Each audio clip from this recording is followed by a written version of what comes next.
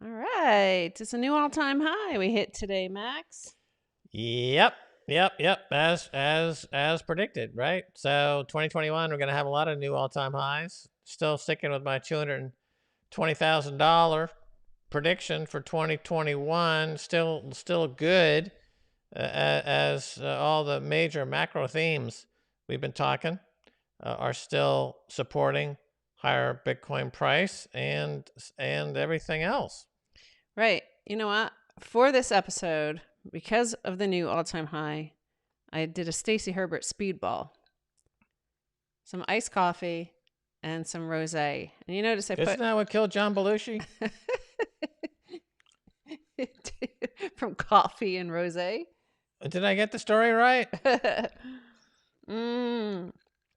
I put ice cubes in my rosé as well because I wanted to offend the French intentionally because I do have a story about them coming up. Oh boy. But yeah, so the Coinbase listing as well. We're covering that. We're covering the new all-time high. We're covering a few things. Of course, Jerome Powell is also spouting off today, blabbing on Oh about. really? Yeah. He said cryptocurrencies, like gold, are speculative vehicles. Well, life is a speculation. Everything is a speculation at the end of the day. I'm not sure that really says anything on the speculation side, but he's right that it's like gold, and that's why it's going to be worth $10 trillion and then higher, right? So he got that part of the equation right. True. And True. the Federal Reserve policy is speculation. People speculate about which way the Fed's going, and then they assign capital and they put capital to work accordingly, and that's one of the components of capitalism. I think he thinks that when he speaks, he's speaking with some kind of authority that is supersedes that of the market itself, and that's called what do you call it? Communism.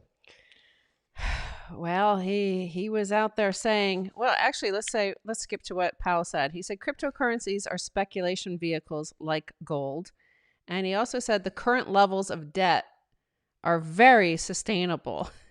And he said this is not the time to prioritize debt concerns. Right. Well, again, on the speculation point, the capitalism is fueled by the losers and who speculate and lose. That's where the money comes from. And I mean, to say it's speculation is really not saying anything. What makes capitalism work, what makes an American economy successful for the past few decades are speculators, are risk takers.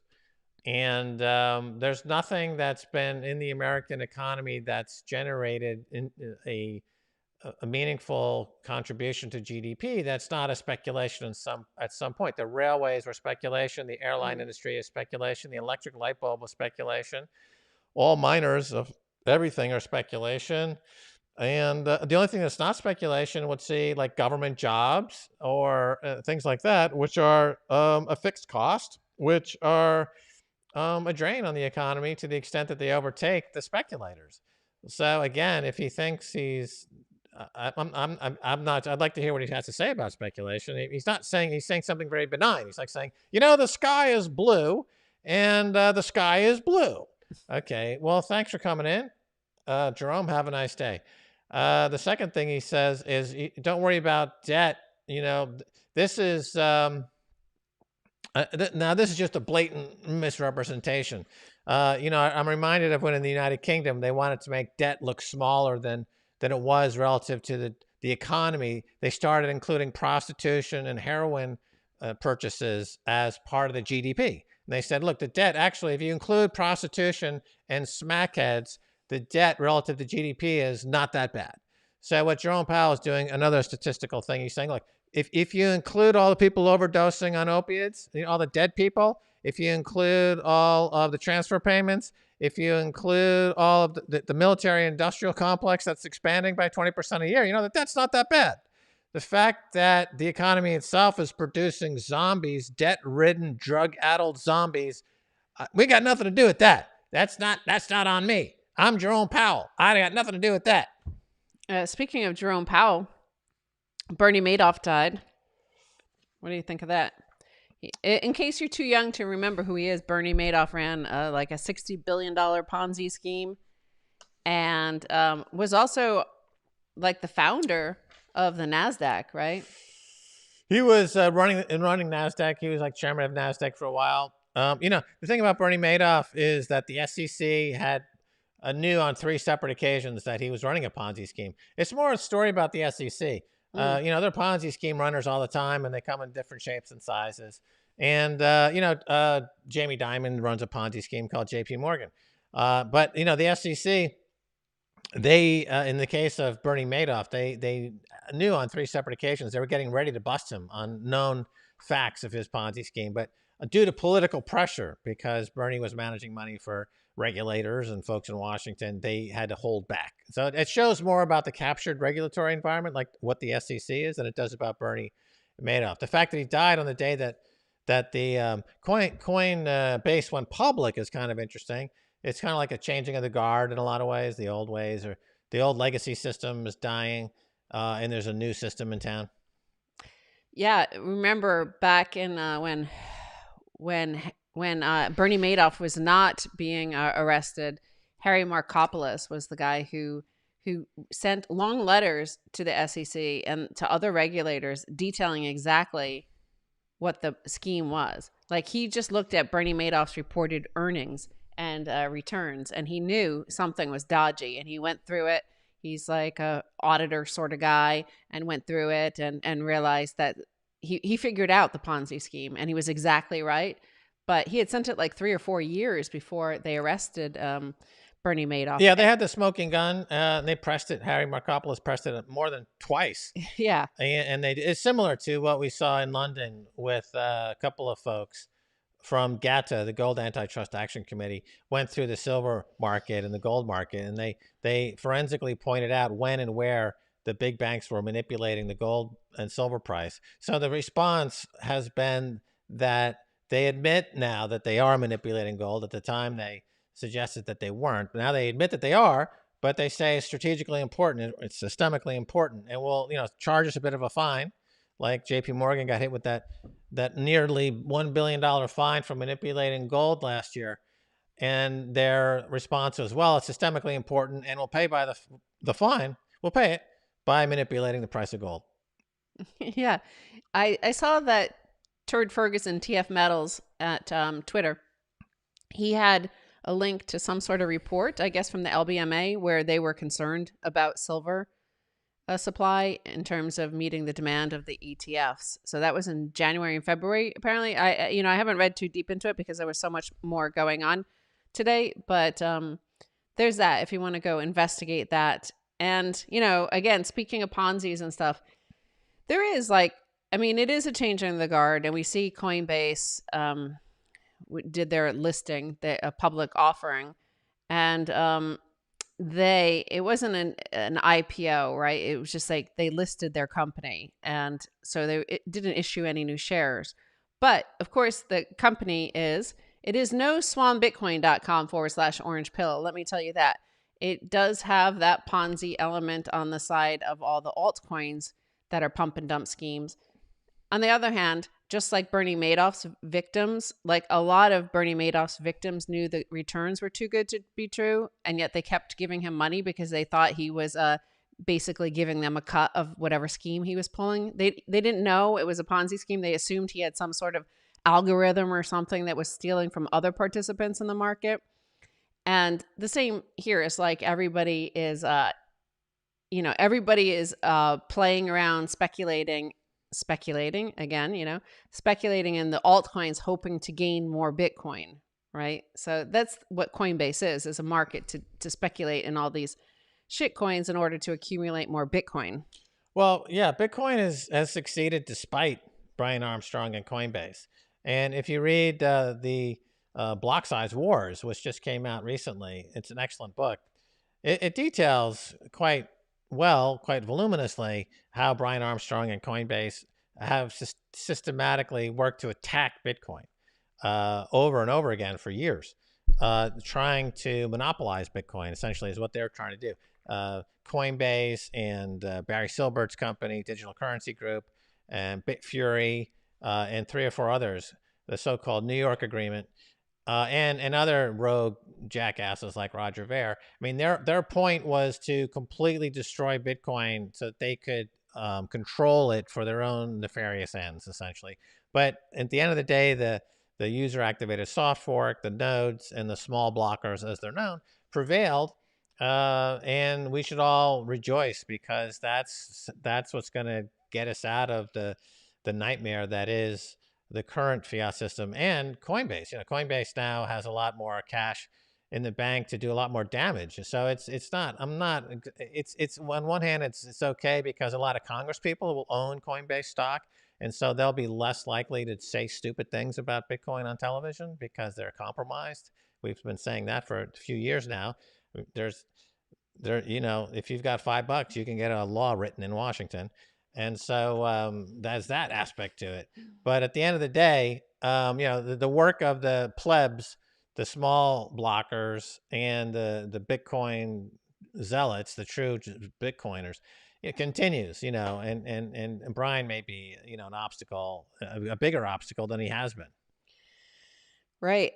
Bitcoin Magazine did a nice tweet here I'm going to read to you because I thought it was a good assessment of the situation. Coinbase is severely overvalued at 1.5 million Bitcoin. Quote, to think that any company should be worth 7 to 8% of global wealth is ludicrous, never mind one that holds less than 0.2% of the global money supply with about 4,487 Bitcoin. So that was in Bitcoin Magazine, written by Bitcoin BTCization. And he says he's a college dropout and a student of Bitcoin. So there's that. I guess there was a bit of a pop and then maybe a pullback on Coinbase. I haven't seen the price since we went on. It was 387, then 400, then 415. So I guess not as speculative of a price pop as what was happening in the secondary markets leading up to this on FTX market. So, they were basically pricing it at $616, and it's having a hard time going there. Well, yeah, there was obviously a lot of frenzied activity before the launch. So now that it's out, it's trading, and last I checked, it was hovering around the price that was the launch price. And so now it's out there. It's $100 billion market cap. I think it makes it bigger than Goldman Sachs at the moment. And so this marks the beginning of a different era. You're going to see financial news media. You're going to see Brian Armstrong's face a lot more on CNBC and Bloomberg and everyone else. You're going to see this guy's bald head now every single day for the next 20 years, talking crap about Bitcoin. He never talks about Bitcoin. It's always crypto this, crypto that, right? Because he's not a Bitcoiner. He's a shitcoiner. At the end of the day, that's Brian Armstrong. So we'll have to.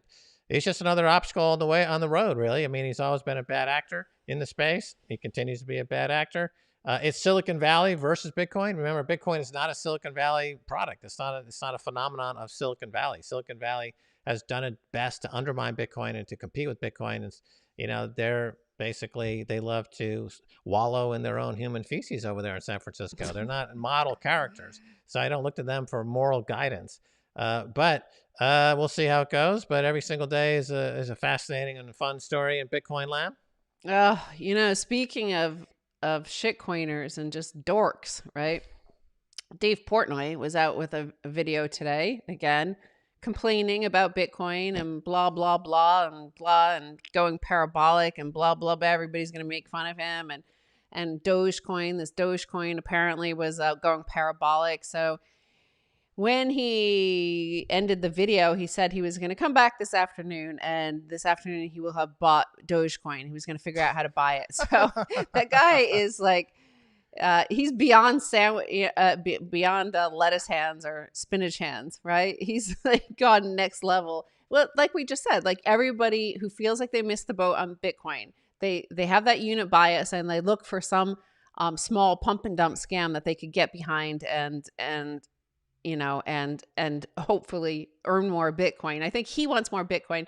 There are also a lot of degenerate kids that have always played on the shitcoin casino back to the days of BTCE.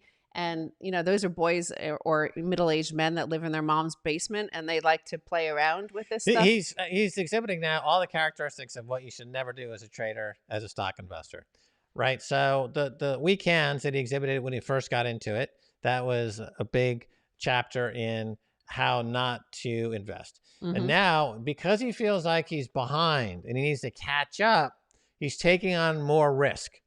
And again, it's going to end catastrophically. I told you, I think I was the only one who said when he bought Bitcoin, when the Winklevoss pitched him on Bitcoin, I said I was the only one, or the first one, that said he won't own it in 2 weeks. It'll be gone. And it was, because he never, you could tell that he wasn't looking at it. He didn't know anything about it. And the second it was off 2 or 3%, he panicked and sold it. He panicked, sold it. Now he feels like he's got to catch up to Bitcoin. So once you leave Bitcoin, your risk, the profile of the risk goes up exponentially. When you go into any other shitcoin, any other altcoin, you're taking exponentially more risk. That's a fact. That's a bottom line. And people don't understand that. As you point out, they go to the unit bias. They say, oh, this is $1. This is $5. That's got to be cheaper than Bitcoin at $64,000. I mean, right? Am I right? And every penny stock buyer in the world has made the exact same mistake. And just because something might be down or is a penny or 10 cents doesn't mean it can't go down to 1 cent or a fraction of a cent.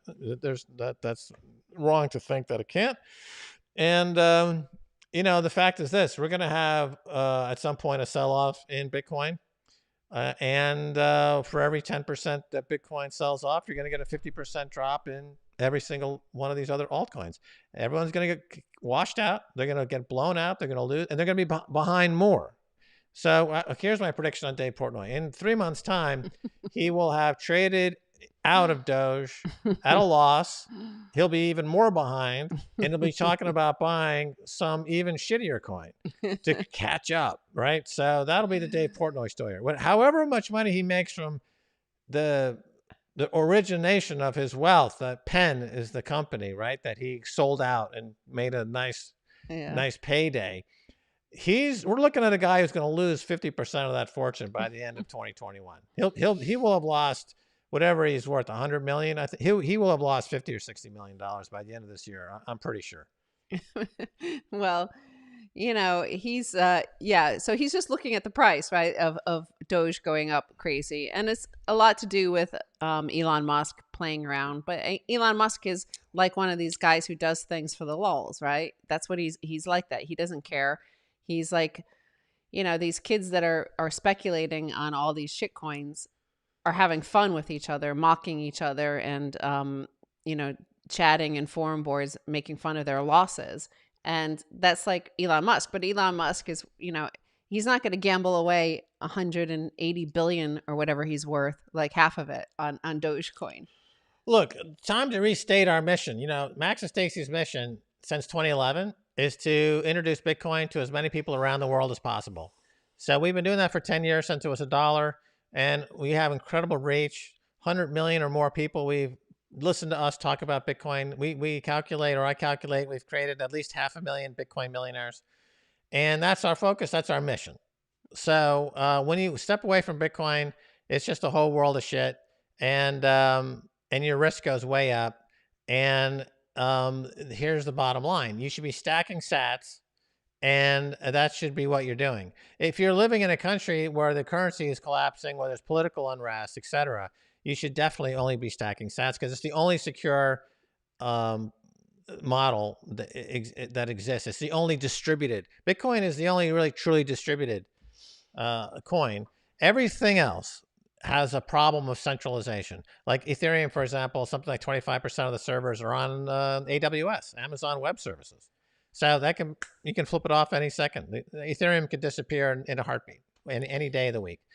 Same thing with everything other these shitcoins. So it's stupid. I mean, our mission is what it is. It's been successful for 10 years. We've created 500,000 millionaires around the world, and that's what we do. That's our mission. And this other stuff is funny. I mean, Elon Musk came very late to Bitcoin, and so did Dave Portnoy. They came very late. They're undergunned, and they're intellectually not up for it. They haven't done their homework, and they're going to lose a shitload of money, and you don't have to follow in their footsteps. No, you don't. And Max, I want you to go over to Twitter and check out Orange Pill Pod Twitter handle and retweet that. Go, everybody out there, go retweet that, and also smash like. Hit that like button before I move on. Otherwise, I'm just going to be silent and force Max to be silent, and we're going to just, I'm going to drink my Speedball here, and smash that like, smash the like button. Go ahead, do it. We're gonna. And Max, do you have your phone? You can go retweet this. Make sure we get more people. Yellow says Armstrong, one small step for man, one giant for mankind. Damn, I got to meme this now. One small step for man. One giant leap for shitcoins. One giant leap for shitcoins. See, Yellow, that's why you tune in. You get the good stuff from Max Kaiser. He writes these jokes like that. Brian Armstrong, one small step for me, one giant leap for shitcoins. Yeah. Max, be silent. But he'll be on, he'll be on mainstream media, every single day now. And this is the thing about it, is that he's very. You think he'll be on media? Because he seems like he's always kind of avoided it, even before this the quiet period. So I've never really seen him too often on media. Yeah, well, remember they had that whole scandal last year about getting woke, and anyone in the company that was woke, they needed to quit. Yeah. So he didn't really want to get there's no point in putting your face out there if you don't need to, because it's not going to help the stock price. And then he's in the quiet period where you can't really put your face out there because you can't go public then.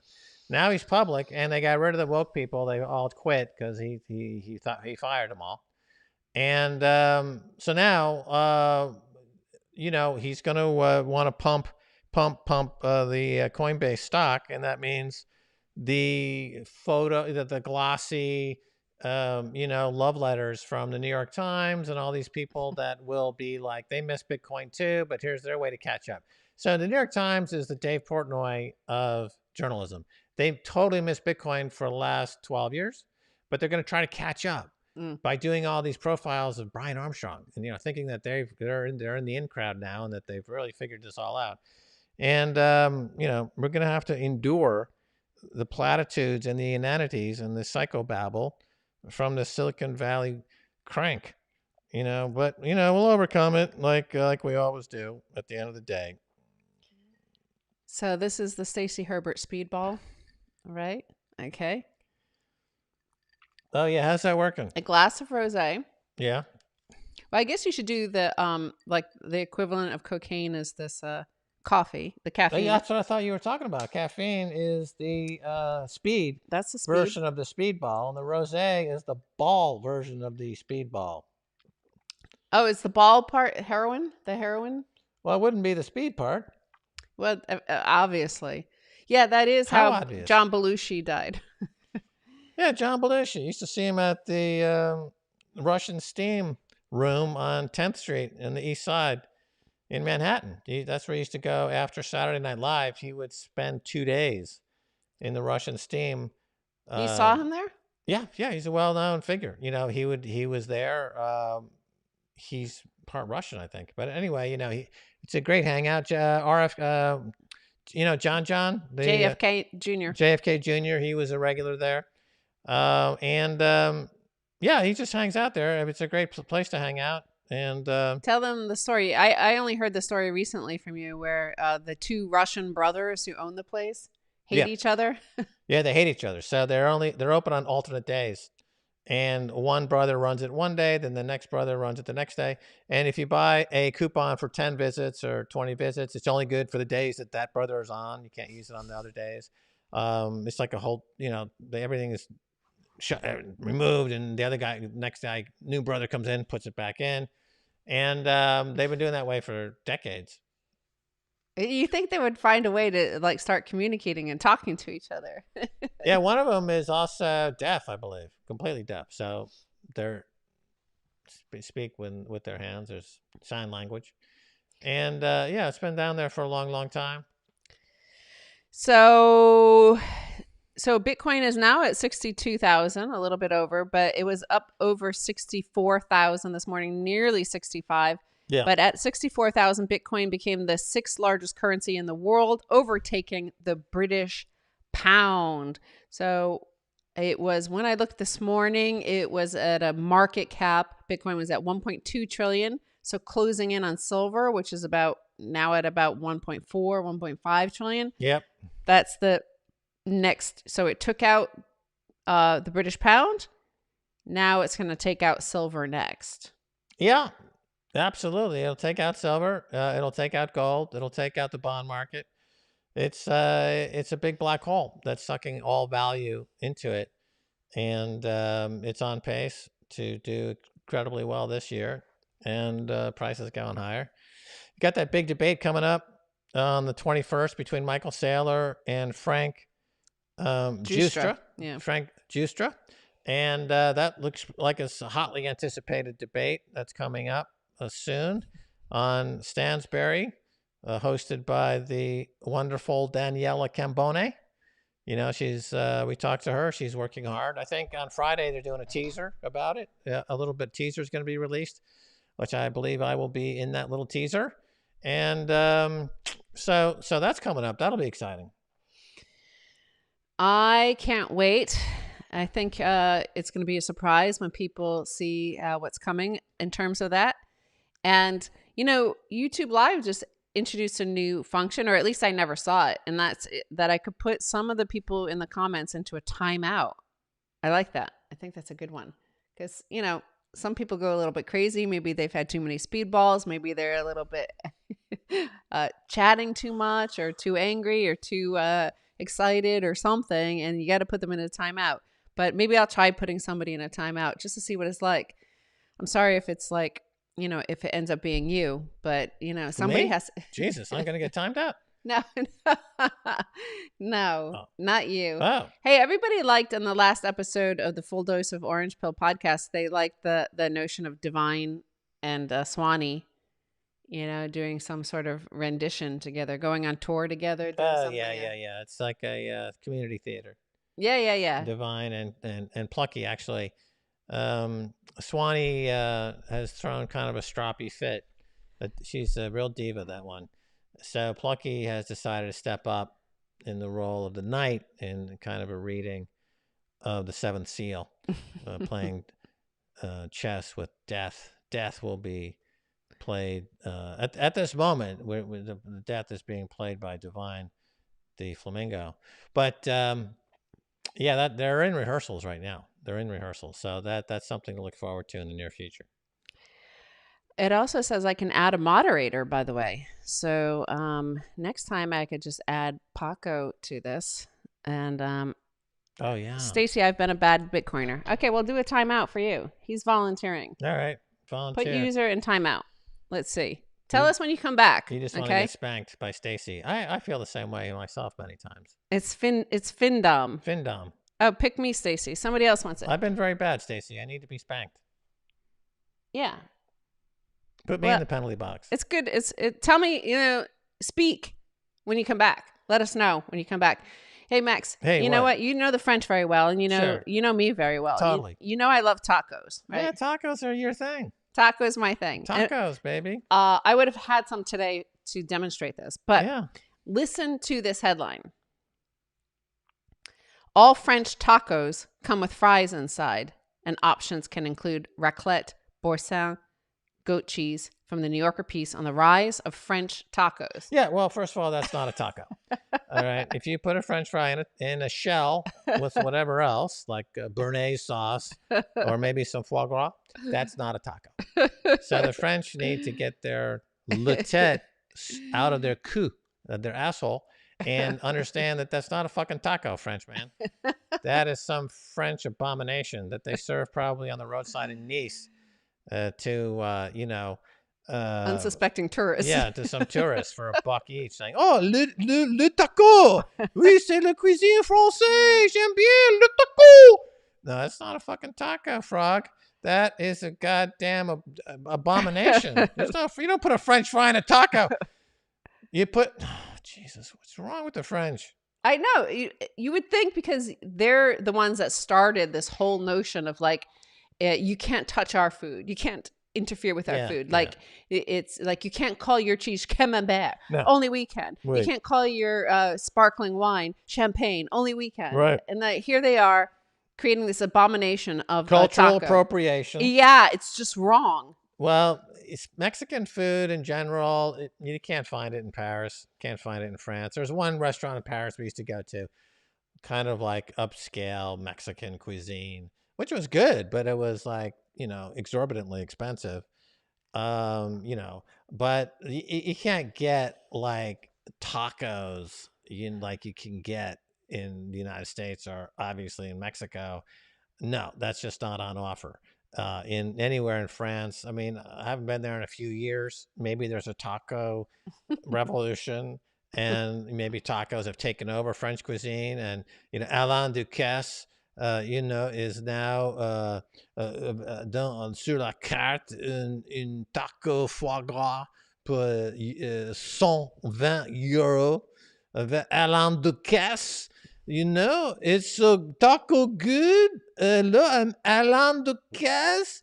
But as far as I know, this all fucking story is a joke, man. That's a hoax. There's no fucking tacos in France. That's a joke. Somebody's saying that we should pronounce it whiter, like Whiter? like how cat, taco. Taco. The Brits, how they say.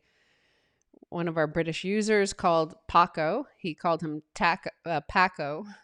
That's how they don't they mispronounce so many words. They right? do. They don't know English. No, They're fucking stool pigeons. They say aluminium, right? They say they mispronounce taco as taco.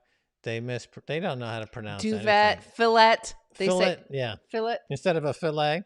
It's because the reason why the American Revolution was a proxy war between France and England.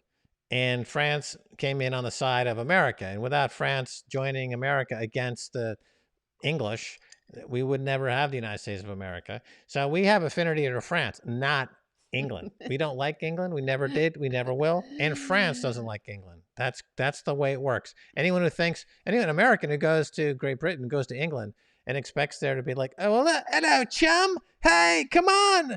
They're like, oh, you're a foreigner. You're a fucking foreigner, and we hate all foreigners. We're English, including you stinking Americans, okay? That's the bottom line. You go to France, and they're like, hey, you fucking American, come on over here and have some foie gras taco. And, we love Nike. We love Coca-Cola. We love Harley Davidson. We love Couture Americain. Bonnie and Clyde. Bonnie and Clyde, Serge Gainsbourg. It's all very fantastic in France. But so now the English don't know how to say shit. So here's proof that the English are essentially trolling the world by mispronouncing English words and pretending like that they're not mispronouncing English words. But wait, that's the thing is Americans, the reason why we have this difference in sort of these pronunciations is that we are a massively immigrant nation. The UK is becoming more like that these days. But, for most of their history, they weren't an immigrant nation like the United States. So we pronounce it in the original way. So we say duvet, we say filet. Yeah. Because we had a lot of French immigrants and, obviously all Louisiana and parts of America were French. So. And Catholic, too. Remember Louis the Eighth? No, Henry VIII brought in his own version of Christianity and invented the Church of England, which was just like there are no actual Catholics or there is no Christianity in England. It's the Church of England, which is the church of mispronouncing English words. And I can prove this categorically and convincingly in very, very simply. We know for a fact that Englishman David Bowie, when he pronounces his name, says, "Hi, my name is David Bowie." That's the way David Bowie pronounces his name. He says David Bowie. Okay? If you go to England and you're listening to the BBC and they say, "Oh, here's a piece on David Bowie." Okay? It's not pronounced Bowie. David Bowie doesn't pronounce his name David Bowie. You're just trolling the world with that. You're making a mockery of the world with that. Your queen and your whole aristocracy, your monarchy, your House of Lords. You can flush them down the toilet because they're worthless. Well, David Bowie became a New Yorker, right? He's always pronounced his name Bowie. Bowie, right. Well, I know somebody who was a friend of his, and this friend says David Bowie. So I don't know why most of my British friends say Bowie. They say Bowie because they're I don't know why. They're condescending little twats. No, honey, we have a lot of users who are. They agree with me. Nobody's going to disagree with what I just said. They know it. You know, they live under But why'd you pronounce it like that? You said twat rather than twat. Because twat and twat are two different words. Twat and twat are two different words. Shut up. It's absolutely true. You can't just true. make up No, that. I'm not making that up. Twat is a euphemism for female genitalia, and twat is a word of derision, like meaning a doofus or jerk off. There's two different words, twat and twat. Okay. Well, the article, the New Yorker article about the unlikely rise of the French taco. And by the way, unlikely as in impossible. There's no likeliness about this at all. It's never going to rise. You made this up. You've never been to France. You read a story on BuzzFeed that you're cribbing and repeating here. It's never going to happen. Nevertheless, this article, first of all, they mention, of course, as in France, because they do the same thing similar to the Brits, which is they put letters into words that they never pronounce. They have no plan on ever pronouncing it. So a singular taco is spelled Tacos, and a plural is Tacos in French. So they're both pronounced, however, taco, because obviously you don't pronounce the S at the end of a word. Is it a le or la taco? What gender does the taco have? Good question. I did not ask, but I'm assuming it would be le taco. We can't assume. Like, for example, the word in French for dick is beat, and it's la beat. Dick is a feminine noun in French, which is counterintuitive, but there you have it. So you can't generally, if a word ends in E, it is a feminine noun, feminine. If, in the case of taco, as you've just presented, it doesn't end in an E, so it would suggest it would be a masculine. It would be le taco. I would think so. More double fisting and pink tacos. More double fisting. Now, we weren't talking about double fisting as far as I'm concerned. I said I'm double fisting my drinks. Oh, the drinks. Oh, man. I thought you were some kind of anal thing with Dave Portnoy. Yeah, no. These are young men and middle-aged men living in their mom's basement. They're talking about living in their mom's basement. Yeah, double fisting. Yeah, okay. Yeah, I get it. I thought it was Dave Portnoy bent over the table and the two Winklevoss twins were double fisting him while they fucked him over on that shitcoin they sold him. Hey, did the people that I put into a timeout, did they make it back? No, they're gone. You destroyed them from the digital sphere, and they've disappeared completely. I wanted to see how long that lasted. They left. They're eating a little taco down at La Francais Taco Joint. All our British friends. Inner Dinosaur says, "Why does everyone start on the Brits?" Well, well, because you guys were like an imperial people. It's fun. It's easy to make fun of imperial people because you're punching up, right? So that's why Americans are easy to make fun of now, because we're the empire. Yeah, right? Unless you live outside Westminster, then you've got to find. I don't know. Well, some of the inventions on the culinary front in England are interesting, like pickled eels. Pickled eels, yeah. Blood pudding up in Scotland, and yeah, they Also, when we were living there, we remarked how the infantilization of the language is. It's about get your lolly, your brolly refers to your umbrella, your welly for your boots, your willy, your little willy.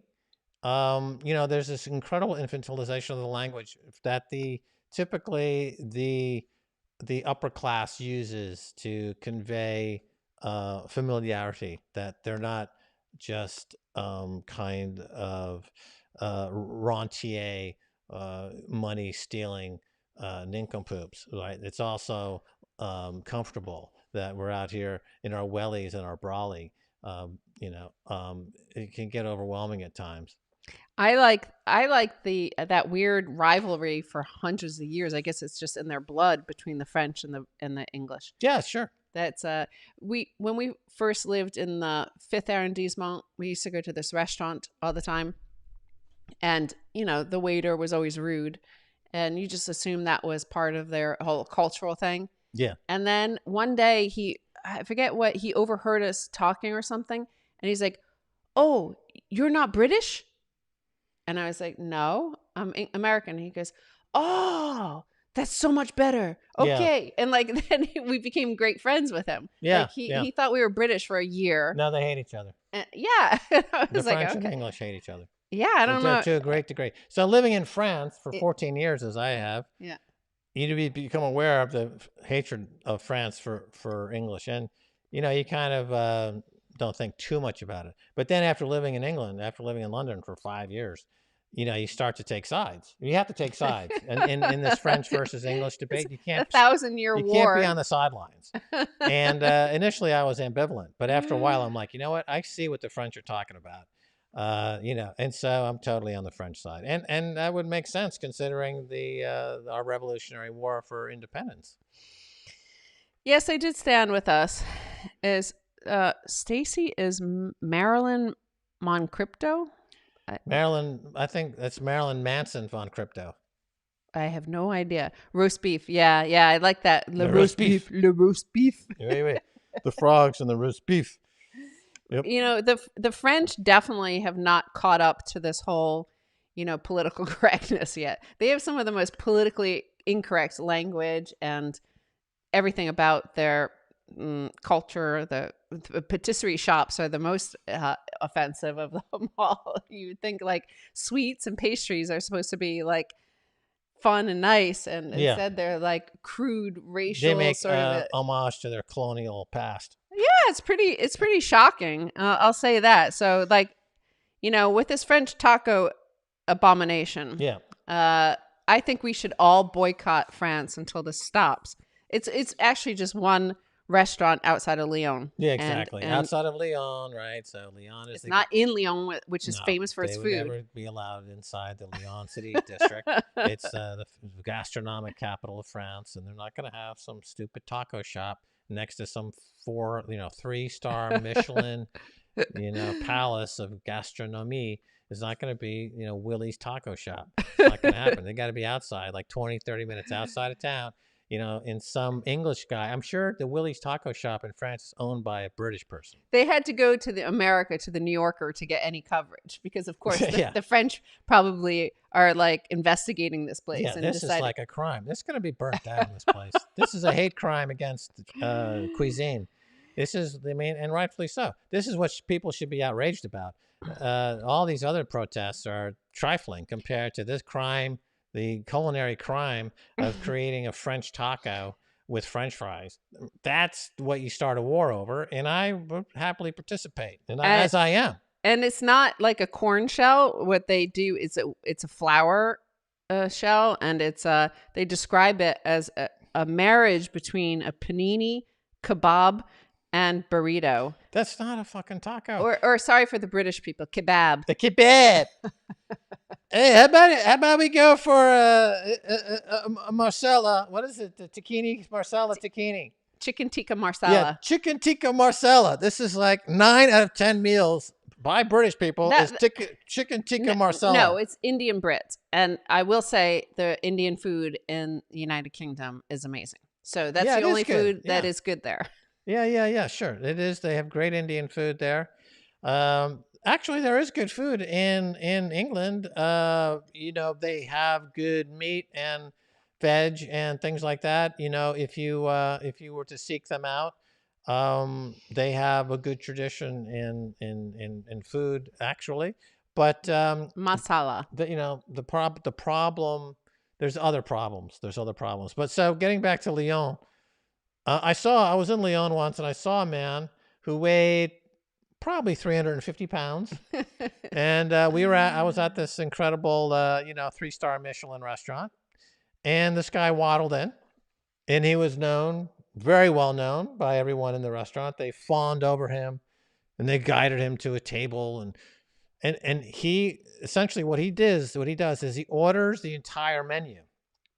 He orders every single thing on the menu, every entree, every main course, and every dessert, and he eats them all. That's what he does, and that's a thing that gourmands do, is eating the entire menu. So I had not heard of that concept before, but that's what the kind of things you see in Lyon. Did he eat everything or just like taste No, from he every ate plate? everything. He ate every single plate of food, and it was like 30 plates of food. The only person I ever had dinner with that did that was Tony Kaye, that director who directed American History X. Oh yeah, And he ordered every single thing. It was in New York City. I was with his friend Kiri, and he ordered every single thing on the menu. yeah. And the waitress was reluctant to actually order it for him because she thought he was just like joking around, and that this was, yeah, he ate everything. And it was we just sat and watched him for a few hours. Yeah, I met him that one time. He's not a big man. He's No. a slender man. Yeah, he's a slender Which is man. interesting. He must have very high metabolism rate. Yeah. to be Well, able no, to- he's like, you know, I think he's the first to admit he's kind of neurotic, and he was doing a thing where he would work out for about 5 hours. He would go to the gym and work out for 5 hours. Okay, and then have 20,000 calories Yeah. by eating every French taco in Lyon. Yeah. He's supposed to write some music for us. The Kings of Lyon.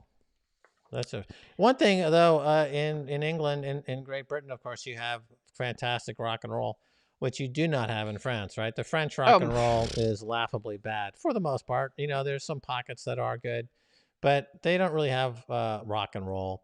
You know, Johnny Hallyday is like the Elvis of France. It's kind of a joke, and I think they have some French rap, you know, that from the banlieues that are is really good. yeah, the French rap, that's the new thing.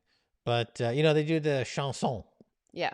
Is what they do. They don't do rock and roll, and you know, it's really tough to do rock and roll and be concerned about grammar, right? Yeah. So it's like a rock star will be like concerned that they're using the informal instead of the formal tense of a verb, and you're like, dude, that's not rock and roll. You're being a prick. You're being a French prick.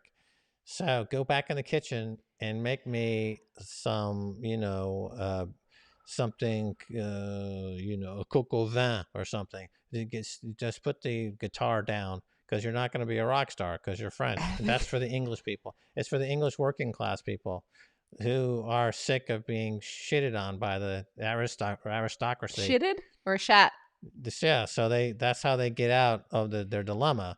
You know, it's like the American ghetto spawned athletes and sports stars to get out of the ghetto. In Canada, this spawns hockey stars, and in Britain it spawns rock stars, right? It's always some vehicle out of the shit, you know, public housing development. You want to get $1 million and fuck beautiful broads, you know, learn how to play guitar.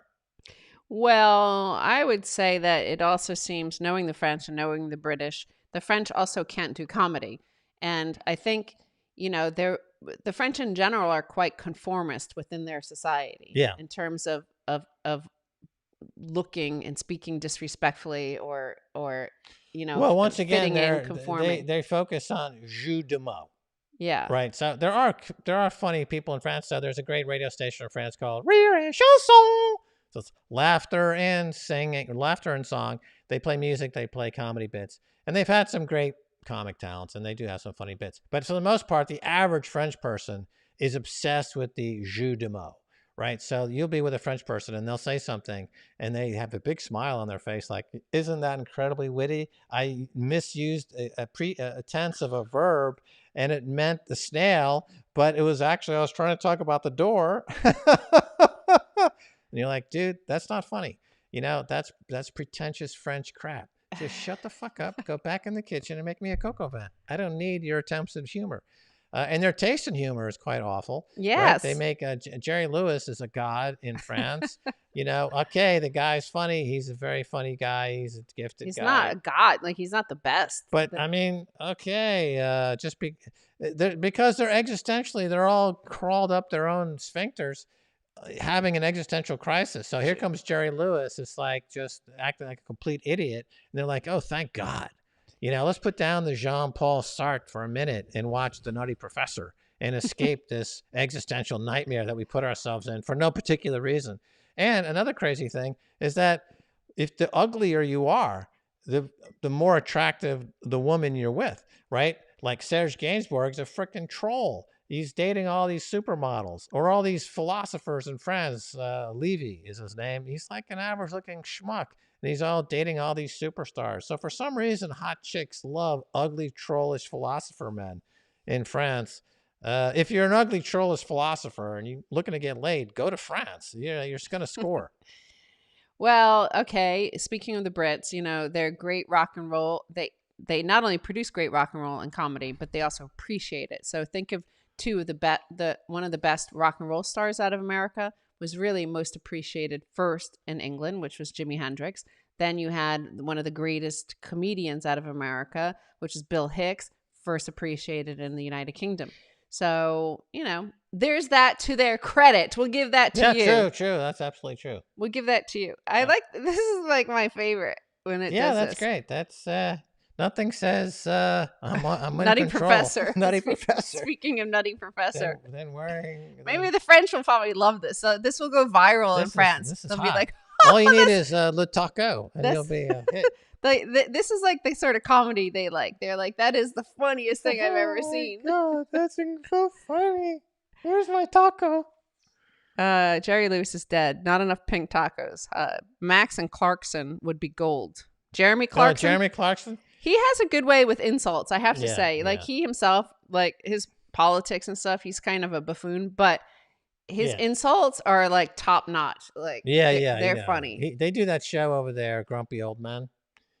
I've heard of it, but I have not seen it. And he's always on that show. I don't know if they do that show much anymore, but it's all these old geezers, and they're like Jeremy Clarkson, weighing in on various topics. So I could fit right into the old geezer show. That's for sure.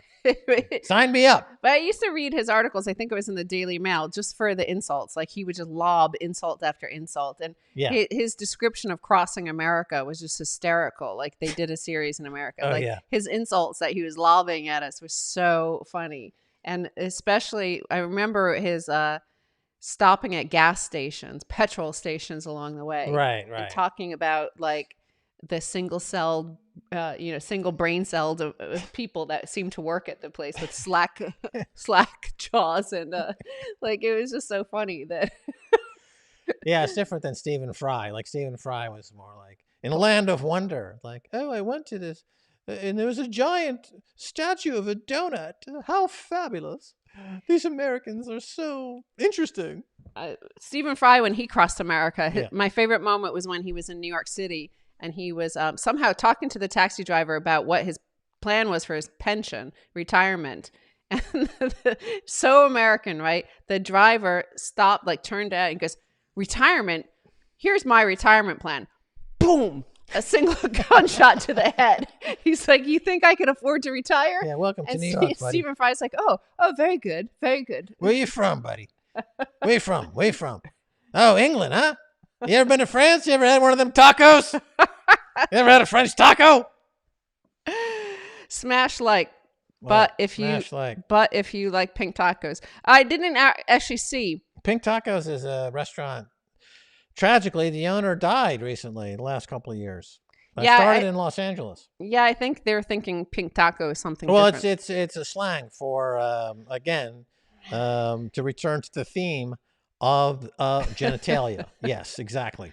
What is the airspeed velocity of an unladen pink taco? The airspeed velocity of an unladen pink taco is 47 knots. Oh, shit. Coinbase is tanking. What's it tanking to? Well, this is, being a Wall Street veteran that I am, this is the old buy on the rumor, sell on the news, right? So you had a lot of hype leading up to this, and typically you have the sell-off that comes when the actual thing hits the tape. Mm-hmm. So would not be there was I forget now, but somebody made the point that there was another one of these direct listings recently in the last 6 months or 9 months Yeah. that tanked when it got listed, and so this is not uncommon. So, like with the direct listing, it's just the insider selling, right? Like it's whoever already owns the shares for the last few years, but going back to 2012, they're dumping. Like there's It's no not. new No, shares. they're just making them public. They don't have to buy or sell. They're just saying, "Hey, my stock is now on this publicly listed. Yeah. I can sell it, but we're putting the stock out there and as a public stock. Yeah. It's a But it's direct not listing. like sometimes like when Amazon goes public, they'll say like Jeff Bezos is not selling, but here we're creating these 100 million new shares for you, the people, to participate. Yeah, typically when you go public, you're selling new stock Yeah. to raise capital for the company. Then there's always the question about, well, are insiders selling? Sometimes they are, sometimes they're not. And then there's the lockup agreement, which Yeah. means our insiders locked up from selling their insider stock for a period of time because you don't want them to en masse just dump their stock on the IPO. Yeah. So with a direct listing, I believe there is no lockup agreement. Doesn't work as a direct listing. You don't see that. And I don't think I don't know the details to tell you the truth, but I don't think I don't think there are new shares. I think they're just No, saying new shares. right. So the capitalization of the company is they're just merely listing as a public stock what was before purely private stock. That's what's Right. going on. As far as I can, that's my take on it. What is the price? Tell us. Like, I don't want to go search for it. I could search for it, but I'd rather smash buy on swanbitcoin.com/orange pill. Who wants to do that with me?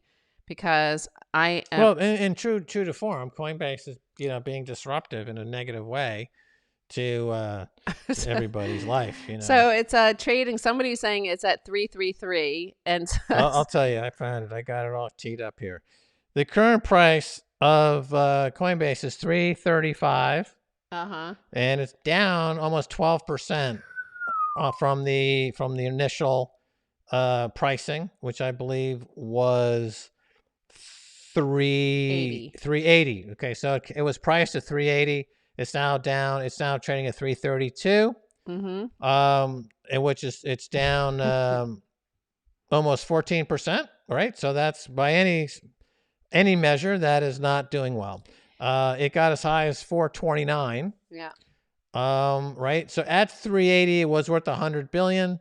So now we're down 14%. So that just knocked off So it's 85 billion. 14 or 15 billion off the valuation of the company. And But I mean, that's the thing is like I think people psychologically like if Mark Andreessen like he owned 20% of the shares Yeah. like it. So if he's if he sells 5 billion of it right on the first day just to get some liquidity. right. Exit Why some of wouldn't his you sell it and get some liquidity? If you're up, like 6,000 thousands. X or something. One guy, some VC was bragging. He put in 300,000 12 years ago. It's worth 2 billion. And, anybody who follows the Kaiser report was buying Bitcoin at during the 2011, 2012 period as well. So they would be up similarly. That's why we say we've created 500,000 millionaires out there. But we stick to Bitcoin, and there's no reason to buy Coinbase. There's no reason to participate in anything but Bitcoin. That's, I guess, the story. Bitcoin itself is trading around 62,000 and change, so it's off the high of the day, gathering its forces and to make another assault despite Coinbase. So Coinbase, once again, is kind of like an intruding on the Bitcoin space and trying to glom onto Bitcoin and they actively try to destroy Bitcoin as recently as 3 years ago. So this is what we have to deal with. The only true Bitcoiner in the corporate world, I would say, is Michael Saylor. Everyone else is a scumbag, including the people who buy altcoins and the Coinbase people. They're no good. They're no good. They're not good people. They're not good actors. They're bad actors. Right. Well, I guess that there was a fever pitch of hysteria over in the secondary markets leading up to this, and I guess they were wrong. And Or else, who knows? Once these insiders are done dumping, what happens? Because again, there's a lot of competition in that space, right? Coinbase, they had a great year first quarter, but a lot of that has to do with Michael Saylor. Michael Saylor bought huge quantities via the exchange.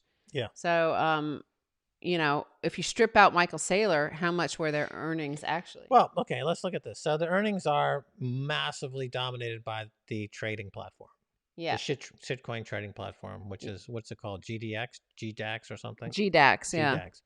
So that is easy to compete with. And then now we've got 5 or 6 other competitors in the in the Bitcoin world who compete with that. And now with these new regulators in town in Washington, Gensler's now at the SEC. He was just confirmed. right, and Hester Pierce Yep. is also in town. We're going to see all the major Wall Street firms offer um, all the same products Yeah, as yeah. Coinbase, and also the Robinhood apps will have the same products as Coinbase, and they'll offer them at more competitive pricing, etc. So their bread and butter business is going to go the way of all brokerages, and that is toward they don't make any money except by selling data on the back end. Other than that, their institutional business selling to Michael Saylor and those people, that again is not a business that, for example, State Street Bank, which just got into the Bitcoin business, can offer. It's a 100-year-old institution. They offer custodian services. They'll offer insurance, I'm sure, pretty soon, and they can do that business equally well. This company, Coinbase, to my knowledge, does not do any mining. And mining in the Bitcoin business is where you get some upside. And so Digital Galaxy, the Mike Novogratz's Galaxy Digital. Galaxy Digital, they're into mining, and I think they see really that's where you can make an outsized return is in mining. So they're getting more involved in mining. Maybe I wouldn't be surprised if MicroStrategy also announces they're getting into mining. They could do a deal with Samson Mao's company. Blockstream has gotten into a new mining product where you can essentially tap into their cloud mining. It's a cloud mining business, which for the most part for the last 5 years has been a scammy business. But I think if Blockstream is offering cloud mining, then they have a fantastic reputation and great guys over there. So somebody like MicroStrategy could say, okay, we're going to raise another $100 million or whatever, $500 million in a preferred, and we're going to put it to work in mining. That could give that company a boost. I think you're going to see competitive mining. Hash rate is going to continue to go up. So yeah, because in mining you could still get Bitcoin for like $6,000, $7,000. Yeah, there's still big money in mining. Our friend Marshall Long, who's one of the biggest miners in America down there in Texas, he's really been keeping us in the loop for years and years of what's happening in the mining business. Our friend is over there with Mike Novogratz now. Amanda Fabiano. Yeah, she's going to be down at Miami. Who's going to Bitcoin Miami? Bitcoin 2021 in Miami. People in mining. Yeah, who's going to Miami? Bitcoin Miami. I'm waiting for the price of Bitcoin to stabilize. It's 62,179. And we're going to smash by at swanbitcoin.com/orange pill before we close out. Any questions?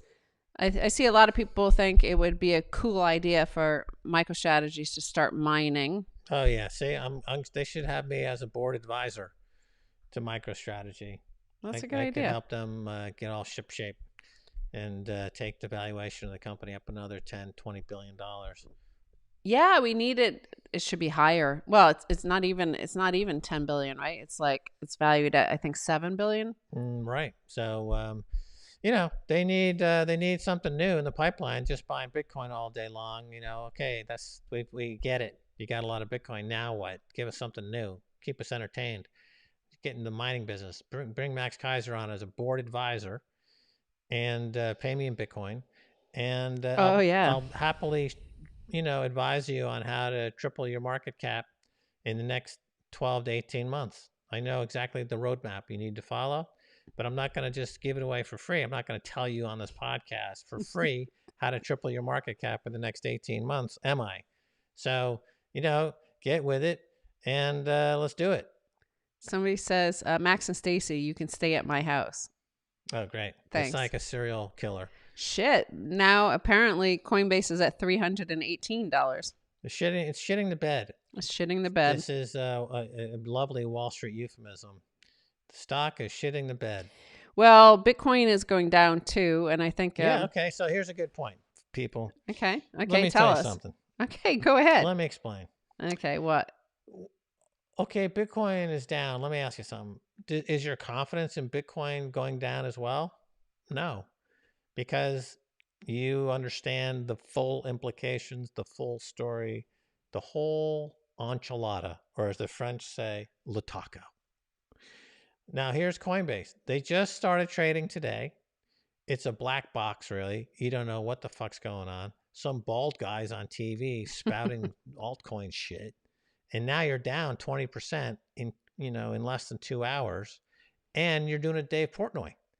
You smell the poop coming out of your anus because you're a scared little bitch. So you're going to sell panic, and now you got a loss.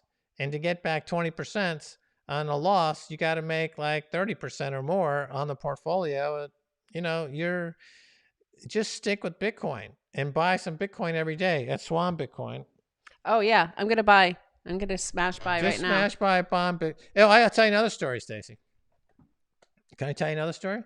Go ahead and tell me this story while I double fist and I want to see you double fist Dave Portnoy. Honey. What? Is that rude? That is beyond rude. Okay, first I want to tell you a story. Well, no, hold on. While you tell the story, I'm gonna smash buy. But first, I need to take my caffeine. Do it. Speedball. What? And then I'm just waking up. I always wake up right at the end. As soon as I say it's time to go, Max, I really get excited. I'm like, oh, great. And then you leaving. overmodulate. Then you overmodulate. I'm going to overmodulate.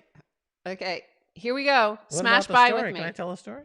Okay, I'm going to smash buy, and you're all going to smash buy with me. Max is going to tell a story. Here's the story. I was on Alex Jones a few weeks ago, and he finally convinced Alex Jones to become a Bitcoiner. And then I was on his show, and he was telling the world, Max finally convinced me to be a Bitcoiner. He's been telling me since $1, and I'm late, but I'm going to be a Bitcoiner. And a matter of fact, I'm into Swan, and I got my Swan referral link at Alex Jones at infowars.com/Alex. And they were getting some referral fees, and he was like, okay, I'm in the Bitcoin. And now he just DM'd me and said he's being flooded with phone calls from people who say they are calling about whatever the topic is on the day. And then once they get on air, they start pitching him a shitcoin. Yeah. And it's ruining his show. So he's going to be bullied out of Bitcoin by shitcoiners. And I mean, that's sadly the story. It happens over and over and over. Are ugly bullies that are working for Satan. I hate it so much. I got smash bought at 61,900. I got. So we're going to be on Tim Pool on the 10th of May. Tim Pool on the 10th of May.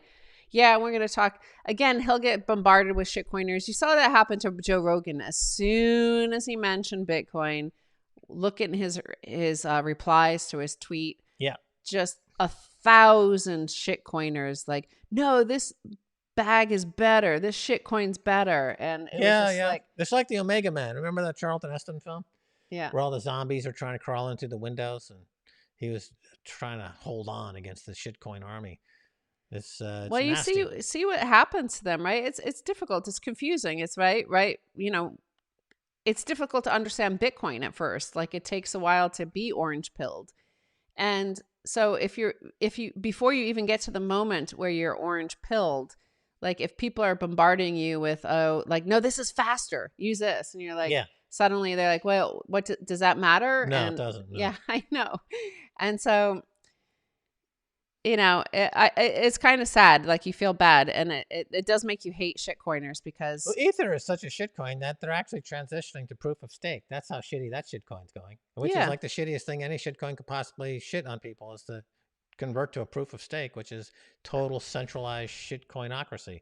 What a piece of shit that is. I beat Stacy. I got 61,800.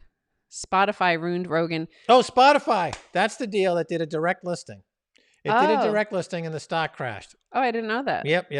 That's the one I was trying to think of. So now we've got Coinbase doing a direct listing, and as of this minute, last I checked, it's down almost 14%. And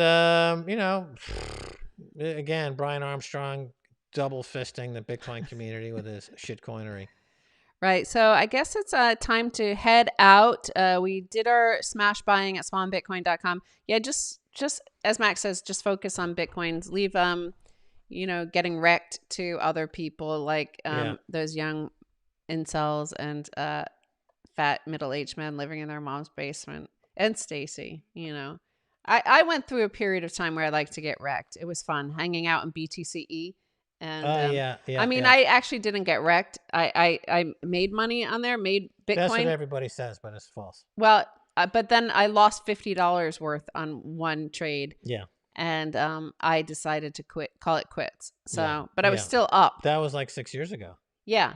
But I still feel wrecked from that emotional damage of losing $50 worth. It can damage you psychologically. And I was like, I literally went crazy for about 36 hours nonstop on there. Right. But the problem is once people get wrecked on shitcoinery, they take it personally and they feel they're not worthy to be Bitcoin winners, and it can drag on for years. It's just like a drug addiction, where the addiction to shitcoinery can destroy your soul, and you feel like, well, I don't even deserve to be a Bitcoin gazillionaire, and you avoid your true destiny of being Bitcoin super wealthy because you've lost money in the shitcoin space.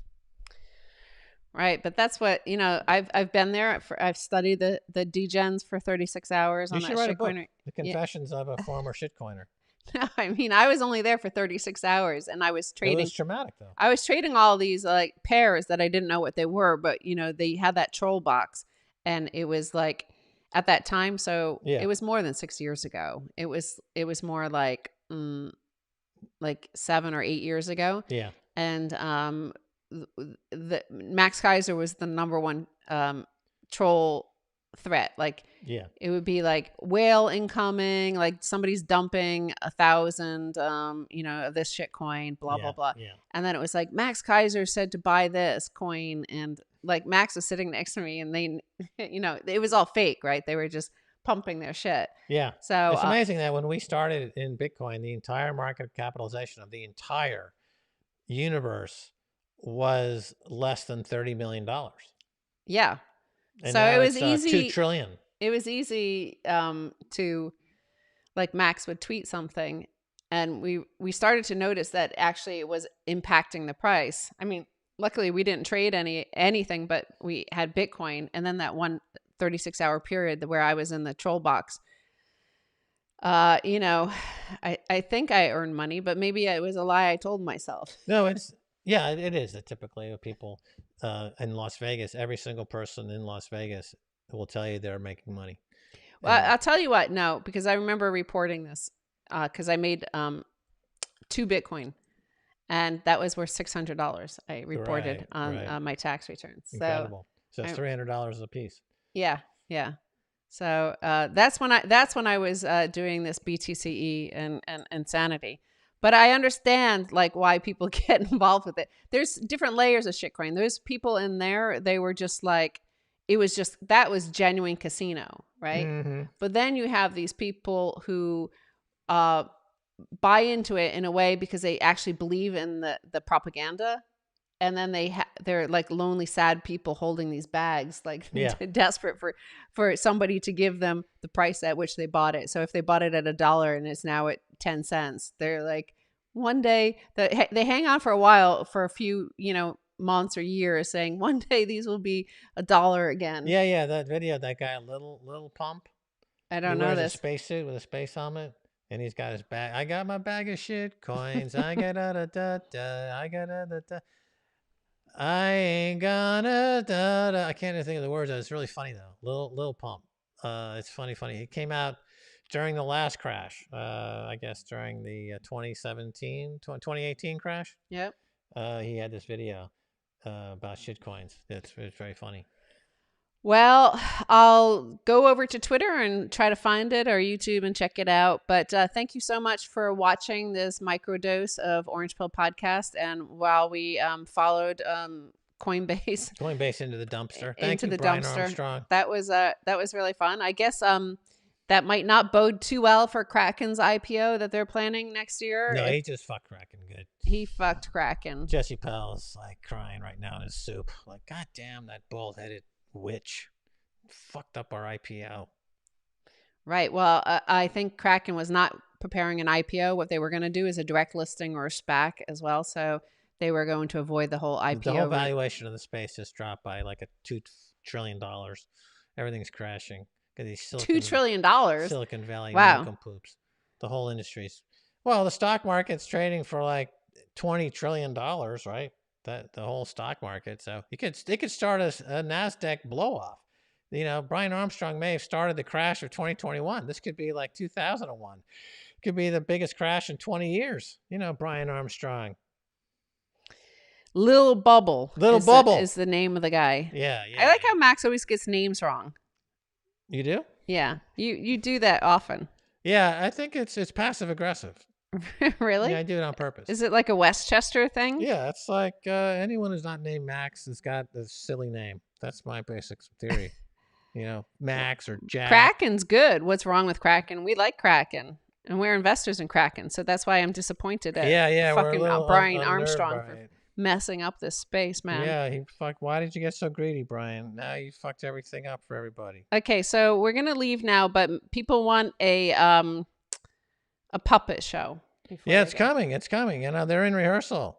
Oh, that was the dumbest thing ever in the United Kingdom, by the way. The penis puppetry. That was dumb. I auditioned for penis puppetry, but they said I was too well endowed, and that would scare the audience, so they rejected me.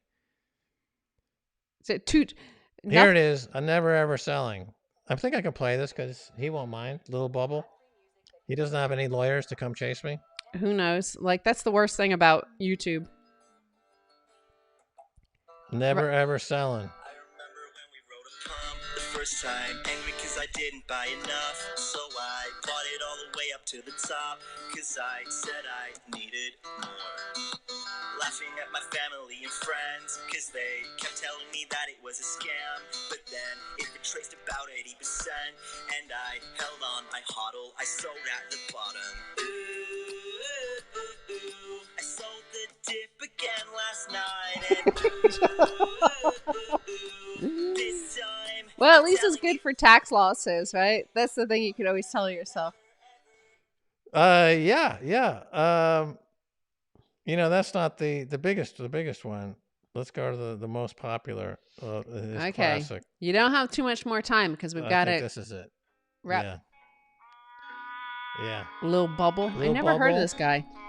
Oh, it's a musical genius. Of course, this is his most popular, and the video is also. Yeah, I'm gonna ride my oats down to old time lows. I'm gonna buy till I can't no more. I'm gonna buy these oats cause they're oversold. I'm gonna buy till I can't no more. I got my old coins by the bag. Okay, that's enough because you don't want to get it. That's Lil Nas's song, right?